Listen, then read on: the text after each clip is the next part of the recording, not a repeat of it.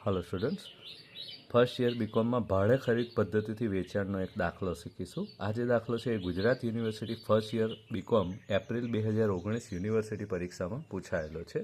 तो सौ प्रथम આપણે રકમ સમજી લઈએ અને ત્યારબાદ એના જવાબની ગણતરી ઉપર જઈશું। તો જુઓ, રકમ તારીખ 1/1/15 રોજ નીતિને ભાડે ખરીદ પદ્ધતિથી એક મોટર કાર રોનક પાસેથી ખરીદી। करार वखते रुपया 1,35,000 रुपया रोकड़ा चूकव्या અને બાકીની રકમ દર વર્ષે 31 ડિસેમ્બરના રોજ વાર્ષિક હપ્તામાં 9% વ્યાજ સહિત ચૂકવવામાં આવી। બરાબર, એટલે એ નીતિને જે મોટર કાર ખરીદી છે રોનક પાસે, કરાર વખતે 1,35,000 ચૂકવ્યા અને બાકીની રકમ હપ્તામાં ચૂકવી। કઈ રીતે? તો આ રીતે જુઓ, 31/12/15, 31/12/16, 31/12/17 અને 31/12/18 આ રીતે 4 હપ્તામાં રકમ ચૂકવી। બરાબર, ઉપરની વિગતો પરથી રોનકના ચોપડે નીતિનું ખાતું તૈયાર કરો તેમજ પ્રથમ 2 વર્ષ માટે આમનો લખો। રોનક એટલે કોણ છે? વેચનાર। વેચનારના ચોપડામાં નીતિનું ખાતું તૈયાર કરવાનું છે અને પ્રથમ 2 વર્ષ માટે આમનોન પણ લખવાની છે। બરાબર, હવે સૌથી અગત્યની વસ્તુ એ છે કે આ પ્રશ્નમાં મોટર કારની રોકડ કિંમત કેટલી એ આપી નથી, તો આપણે રોકડ કિંમત શોધવી પડશે। બરાબર, દરેક હપ્તામાં જે રકમ ચૂકવેલી છે એ આપેલી છે। જુઓ, જેમ કે 31/12/15 પહેલો જે હપ્તો છે 2,32,200 રૂપિયાનો ચૂકવ્યો। બરાબર, એ 2,32,200 માં રોકડ કિંમત પેટે 1,35,000 ચૂકવ્યા અને વ્યાજના 97,200। આ રીતે 31/12/16નો હપ્તો, 31/12/17નો અને 31/12/18નો। બરાબર, આ રીતે હપ્તાની વિગતો આપેલી છે। તો હવે આપણે મોટર કારની કિંમત શોધવી હોય તો શું કરીશું? તો દરેક હપ્તામાં રોકડ કિંમત પેટે જે રકમ ચૂકવેલી છે 1,35,000, 1,80,000, 4,50,000 અને ચોથા હપ્તાની રકમ નથી આપી, આ બધાનો સરવાળો કરીશું તો આપણને રોકડ કિંમત મળશે, એટલે એની ગણતરી કરવી પડશે। તો જુઓ, તમારી સ્ક્રીન ઉપર આપણે એની ગણતરી કરીશું।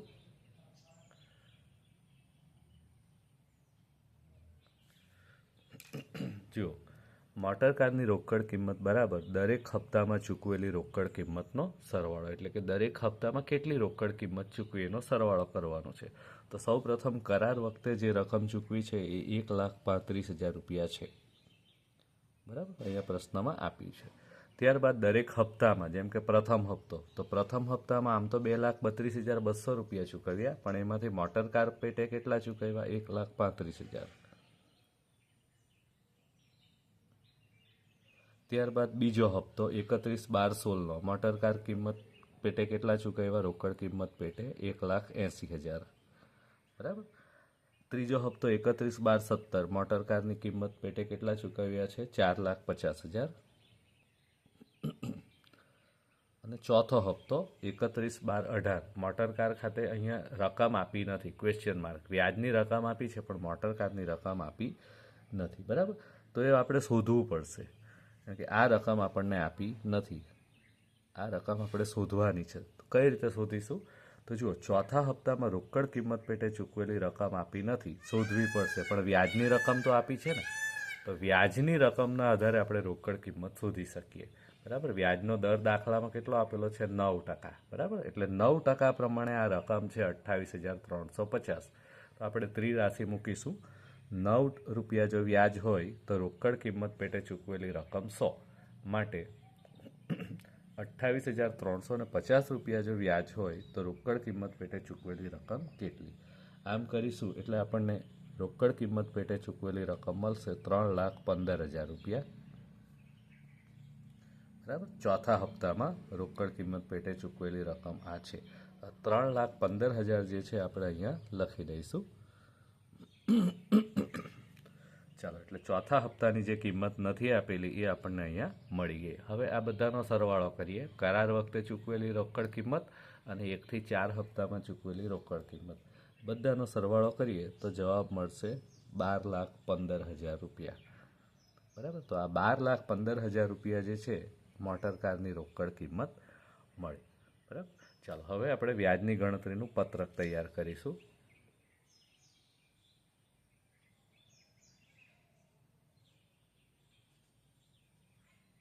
તો જો તમારી સ્ક્રીન ઉપર વ્યાજની ગણતરી, તો આપણે બધી કોલમોમાં વિગત ભરી દઈએ। સૌ પ્રથમ તારીખ, કઈ તારીખે મોટર કાર ખરીદી? 1/1/2015। ત્યારબાદ જે 4 હપ્તા ચૂકવ્યા 31, 12, 15, 16, 17 અને 18.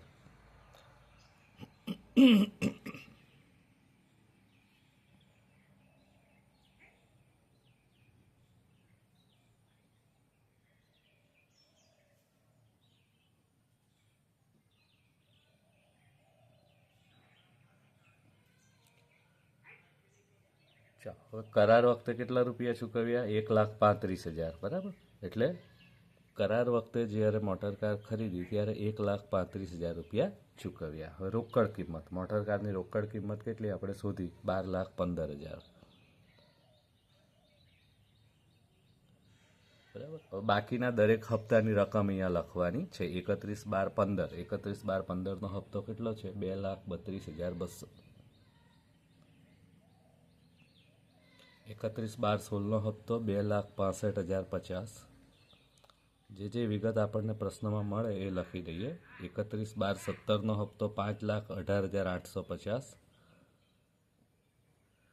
31, 12, 18નો હપ્તો, બરાબર, તો એ રકમ આપી નથી, તો એ આપણે શોધીશું. ત્યારબાદ દરેક હપ્તામાં વ્યાજની રકમ. તો જુઓ, વ્યાજની રકમ પહેલા હપ્તામાં જે કરાર વખતે ચૂકવવામાં આવે એમાં વ્યાજ નથી હોતું. ત્યારબાદ 31, 12, 15 વ્યાજની રકમ છે 97,200 રૂપિયા. 31, 12, 16 વ્યાજની રકમ છે 85,050 રૂપિયા. 31, 12, 17 વ્યાજની રકમ છે 68,850 રૂપિયા. અને 31, 12, 18 વ્યાજની રકમ છે 28,350 રૂપિયા. બરાબર. હવે આટલી વિગતો પરથી આપણે ટેબલ બાકીનું પૂરું કરવાનું છે. તો શરૂઆતમાં જે દિવસે મોટર ખરીદી એ દિવસે 1,35,000 રૂપિયા તાત્કાલિક ચૂકવીએ, એમાંથી વ્યાજ 1 પણ રૂપિયો આવે નહીં, એટલે રોકડ કિંમત પેટે જ પૂરેપૂરી રકમ ચૂકવાઈ 1,35,000. બરાબર. હવે 12,15,000 શરૂઆતની બાકી હતી, એમાંથી 1,35,000 ચૂકવાયા, એટલે બાકી કેટલી રહી? 10,80,000 રૂપિયા. બરાબર. આમાંથી આ માઇનસ કરીશું એટલે 10,80,000 રૂપિયા વધશે. ત્યારબાદ આ 10,80,000 બીજા વર્ષે શરૂઆતની બાકી બનશે. ચાલો, 31, 12, 15 31, 12, 15ના રોજ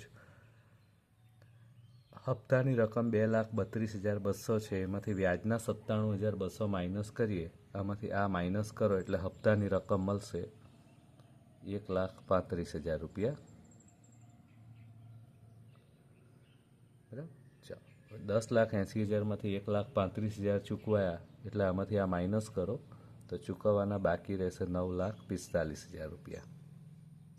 9,45,000 બીજા વર્ષે શરૂઆતની બાકી બનશે.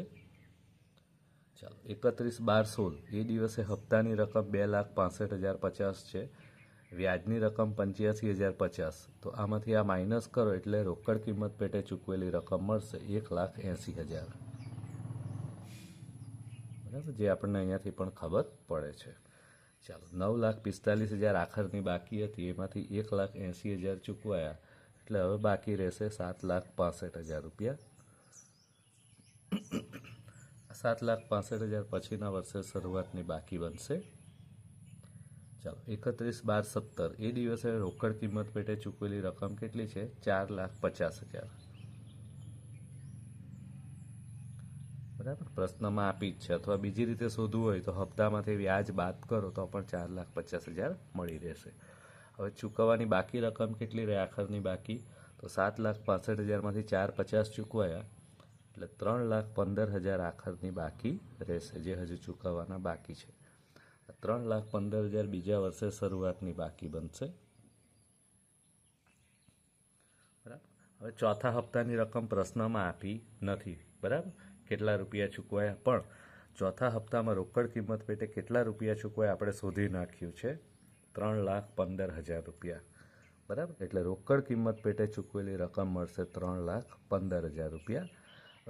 હપ્તાની રકમ અને વ્યાજની રકમ આ બંનેનો સરવાળો કરીએ તો અહીંયા હપ્તાની રકમ મળશે. રોકડ કિંમત પેટે 3,15,000 ચૂકવાયા, વ્યાજના 28,350, એટલે આ બંનેનો સરવાળો કરીએ તો હપ્તાની રકમ મળશે 3,43,350 રૂપિયા.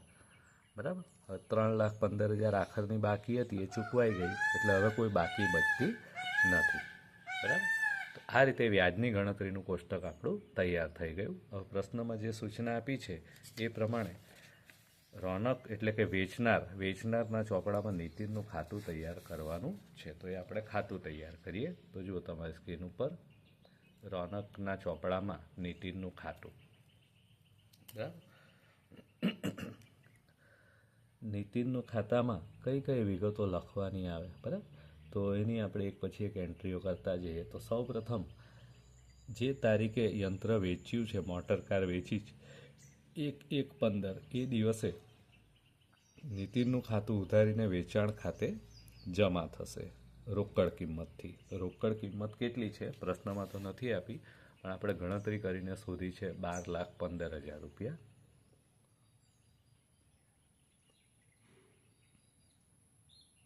આ રીતે. બરાબર.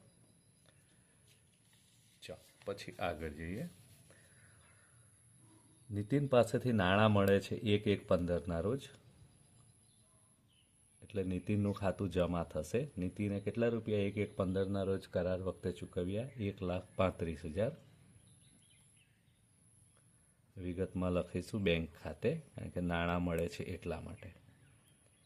બરાબર. ચાલો હવે 31/12/15 પહેલું વર્ષ પૂરું થાય એટલે નીતિન પાસેથી વ્યાજ લેવાનું થાય. બરાબર. એટલે નીતિનનું ખાતું ઉધારીને વ્યાજ ખાતે લખાશે, કારણ કે વ્યાજની રકમ લેણી થઈ છે. બરાબર. તો 31/12/15 વ્યાજની રકમ કેટલી છે? 97,200 રૂપિયા. આટલા રૂપિયા વ્યાજ લેણું થયું છે. બરાબર. હવે 31/12/15 પહેલો હપ્તો મળે છે એટલે નીતિનનું ખાતું જમા થશે. રકમ વિગતમાં લખીશું બેંક ખાતે. 31/12/15 રોજ નીતિન પાસેથી કેટલા રૂપિયા મળ્યા? જુઓ 2,32,200.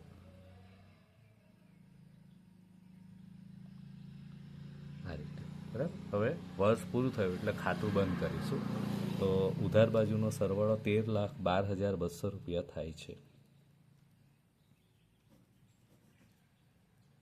આ જ સરવાળો જમા બાજુ પણ લખી દેવાનો છે, અને એમાંથી આ બંને રકમો બાદ કરીએ એટલે તફાવતની રકમ 31/12/15 બાકી આગળ લઈ ગયા તરીકે લખાશે. તો એ રકમ આવે છે 9,45,000 રૂપિયા પહેલા વર્ષની બાકી. આ રીતે એક વર્ષનું ખાતું તૈયાર થઈ ગયું. આ રીતે 4 વર્ષ સુધીનું કરવાનું છે. 31/12/15 પછીનો બીજો દિવસ આવશે 1/1/16. બાકી આગળ લાવ્યા 9,45,000. બરાબર. હવે જે રીતે પહેલા વર્ષની રકમો લખી એ જ રીતે બીજા વર્ષની રકમો લખતા જવાનું છે. તો સૌ પ્રથમ વ્યાજ લેણું થશે, વર્ષ પૂરું થશે એટલે 31/12/16. એટલે નીતિનના ખાતામાં ઉધાર બાજુ લખાશે વ્યાજ ખાતે. તો 31/12/16નું વ્યાજ કેટલું છે? 85,050. 31/12/16 હપ્તાના નાણાં મળશે, બીજા હપ્તાના નાણાં. તો 31/12/16 નીતિન પાસેથી કેટલા રૂપિયા મળે છે? જુઓ 2,65,050 રૂપિયા. તો એ 2,65,050 રૂપિયા નીતિનના ખાતામાં જમા કરીશું. વિગતમાં લખાશે બેંક ખાતે. આ બીજો હપ્તો મળી ગયો. હવે ખાતું બંધ કરવાનું. વર્ષ પૂરું થાય એટલે ઉધાર બાજુનો સરવાળો કરીએ તો 10,30,050 રૂપિયા થાય છે. આ જ સરવાળો જમા બાજુ લખી દઈએ, અને એમાંથી આ 2,65,000 બાદ કરીએ. 2,65,050 સોરી, અહીંયા 2,65,050 રૂપિયા આપ્યા છે. ચાલો એ બાદ કરીએ એટલે તફાવતની રકમ મળશે 7,65,000 રૂપિયા. બાકી આગળ લઈ ગયા. તારીખ 31/12/16. બરાબર. આ બીજા વર્ષનું ખાતું પૂરું થયું. હવે ત્રીજું વર્ષ 31/12/16 પછીનો બીજો દિવસ આવશે 1/1/17. બાકી આગળ લાવ્યા. કેટલી છે બાકી? 7,65,000 રૂપિયા. ચાલો વર્ષ પૂરું થશે 31/12/17. એ દિવસે વ્યાજની રકમ લેણી થશે. એટલે નીતિનના ખાતામાં ઉધાર બાજુ લખીશું વ્યાજ ખાતે. તો જુઓ 31/12/17 કેટલું વ્યાજ છે? 68,850 રૂપિયા. બરાબર. હવે ત્રીજા હપ્તાના નાણાં મળશે. નાણાં મળે એટલે નીતિનના ખાતામાં જમા બાજુ લખીશું બેંક ખાતે. તો 31/12/17 કેટલા રૂપિયા મળ્યા જુઓ બેંક ખાતે? 5,18,850. આ રીતે. ચાલો હવે ખાતું બંધ કરવાનું. વર્ષ પૂરું થાય તો ઉધાર બાજુનો સરવાળો કરીએ 8,33,850 રૂપિયા થાય છે. એ જ સરવાળો જમા બાજુ પણ લખી દઈશું. બરાબર. એમાંથી આ બાદ કરીએ એટલે તફાવતની રકમ નીકળશે. લઈ ગયા તો 3,15,000 રૂપિયા બાકી બચે છે. બરાબર. હવે ત્રીજા વર્ષનું પૂરું થયું. ચોથા વર્ષની વાત કરીએ તો ચોથા વર્ષની શરૂઆતની તારીખ આવશે 1/1/18 અને પછીનો બીજો દિવસ. બાકી આગળ લાવ્યા 3,15,000 રૂપિયા. વર્ષ પૂરું થશે 31/12/18. એ દિવસે વ્યાજની રકમ લેણી થશે એટલે નીતિનના ખાતામાં વ્યાજ ખાતે લખીશું ઉધાર બાજુ. કેટલે રૂપિયા છે? 28,350.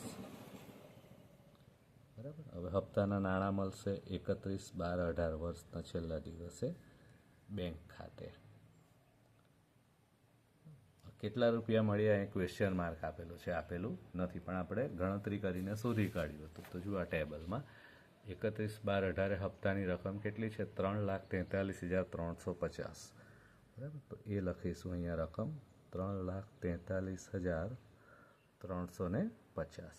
બરાબર. હવે ચોથા વર્ષનું પણ પૂરું થયું. ખાતું બંધ કરીએ તો સરવાળો થાય છે 3,43,350 ઉધાર બાજુનો, અને જમા બાજુનો સરવાળો પણ એટલો જ થાય છે 3,43,350. બરાબર. તો આ રીતે નીતિનનું ખાતું જે બનાવવાનું હતું એ આપણું પૂરું થયું. 4 વર્ષનું ખાતું રેડી થઈ ગયું. પ્રથમ 2 વર્ષની આમનોંધ લખો એવું કહ્યું છે, એટલે પહેલાં 2 વર્ષની આપણે આમનોંધ પણ લખવાની છે. બરાબર. તો આમનોંધ જે છે એનું માળખું પણ આ રીતે સ્ક્રીન ઉપર તમને દેખાઈ રહ્યું છે. જુઓ, રોનક એટલે કે વેચનારના ચોપડે આમનોંધ. તો આમનોંધ કઈ રીતે લખાશે? તો સૌ પ્રથમ 1/1/15 એ દિવસે ખરીદનારનું ખાતું ઉધાર કરીને વેચાણ ખાતું જમા થશે. ખરીદનાર કોણ છે? નીતિન.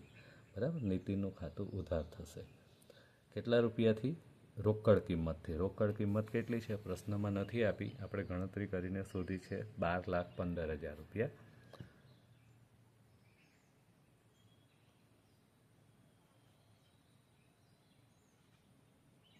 બરાબર.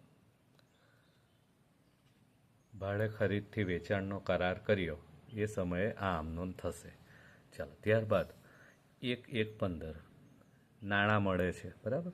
તો બેંક ખાતે ઉધાર, તે નીતિન ખાતે. બેંક ખાતું કેમ ઉધાર કર્યું? નાણાં આવે એટલા માટે. બેંક લેનાર છે અને નીતિન આપનાર છે. કેટલા રૂપિયા કરાર વખતે ચૂકવ્યા? 1,35,000. 1,35,000. બરાબર. આ કરાર વખતે રકમ મળી એની આમનોંધ થઈ. ત્યારબાદ 31/12/15 વ્યાજની રકમ લેણી થાય છે. તો નીતિન ખાતે ઉધાર, તે વ્યાજ ખાતે. 31/12/15 કેટલું વ્યાજ લેણું થાય? 97,200 રૂપિયા. 97,200 રૂપિયા. બરાબર. ચાલો, હવે હપ્તો મળશે. તો હપ્તાની રકમ મળશે એટલે અહીંયા આમનોંધ થશે બેંક ખાતે ઉધાર, તે નીતિન ખાતે. કેટલા રૂપિયા 31/12/15 મળ્યા? 2,32,200. તો લખીશું 2,32,200. હવે વર્ષના અંતે વ્યાજ ખાતું બંધ કરીને નફા નુકસાન ખાતે લઈ જવાનું છે. તો વ્યાજની રકમ 97,200 છે. આ 97,200 રૂપિયા નફા નુકસાન ખાતે લઈ જવાનું, એટલે વ્યાજ ખાતું ઉધાર કરીને નફા નુકસાન ખાતું જમા કરીશું. બરાબર. તો આ પહેલા વર્ષની આમનોંધ થઈ ગઈ. પ્રશ્નમાં 2 વર્ષની આમનોંધ લખવા કહી છે. તો હવે બીજા વર્ષની આમનોંધ કરીએ. તો બીજા વર્ષે પણ જે આમનોંધ લખવાની છે એ આ જ રીતે લખવાની થશે. ખાલી આ પહેલી આમનોંધ નહીં આવશે કરાર વખતની, બાકીની બધી આમનોંધ રિપીટ થશે, ખાલી તારીખ અને રકમ બદલાશે. બરાબર. તો સૌ પ્રથમ આપણે જોતા જઈએ. સૌ પ્રથમ વ્યાજની રકમ લેણી થશે. બરાબર. તો જુઓ, 31/12/16 વ્યાજની રકમ લેણી થશે. કેટલા રૂપિયા? 85,050. નીતિન ખાતે ઉધાર તે વ્યાજ ખાતે 85,050. બરાબર. હવે હપ્તાના નાણાં મળશે 31/12/16 2,65,050. બેંક ખાતે ઉધાર તે નીતિન ખાતે, નીતિન આપનાર છે એટલે નીતિનનું ખાતું જમા કરીશું આ રીતે. વર્ષના છેલ્લા દિવસે ફરીથી વ્યાજ ખાતું બંધ કરીને નફા નુકસાન ખાતે લઈ જવાનું. તો બીજા વર્ષનું વ્યાજ કેટલું છે? 85,050. તો વ્યાજ ખાતે ઉધાર 85,050 તે નફા નુકસાન ખાતે 85,050. તો આ બીજા વર્ષની આમનોંધ પણ અહીંયા પૂરી થઈ. તો આ રીતે આપણો દાખલો અહીંયા પૂરો થાય છે, કારણ કે પ્રથમ 2 વર્ષની આમનોંધ લખો એમ જ કહ્યું છે. જો બાકીના વર્ષની આમનોંધ લખવાની હોત તો 31/12/16ની જેમ જ 31/12/17ની 3 આમનોંધ આવતે અને 31/12/18ની પણ 3 આમનોંધ આવતે અહીંયા સુધીની. બરાબર. પણ આપણને ફક્ત 2 જ વર્ષની આમનોંધ લખવા કહી છે. એટલે આપણો પ્રશ્ન અહીંયા પૂરો થાય છે. જો ફરી એકવાર નજર નાખી લો. સૌપ્રથમ આપણે નીતિનનું ખાતું બનાવ્યું, બરાબર. ત્યારબાદ આ રીતે આમનોંધો લખી. અહીંયા આપણો પ્રશ્ન પૂરો થાય છે.